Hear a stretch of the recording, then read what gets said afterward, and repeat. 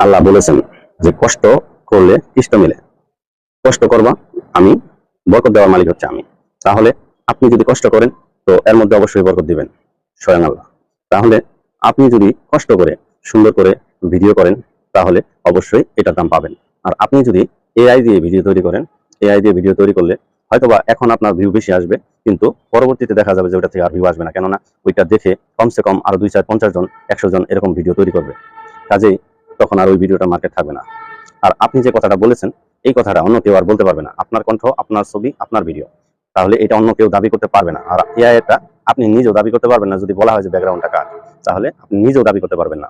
তাহলে বোঝা গেল যে এআই দিয়ে ভিডিও করলে কি হয় আর আপনার অরিজিনাল ভিডিও দিলে কি হয়।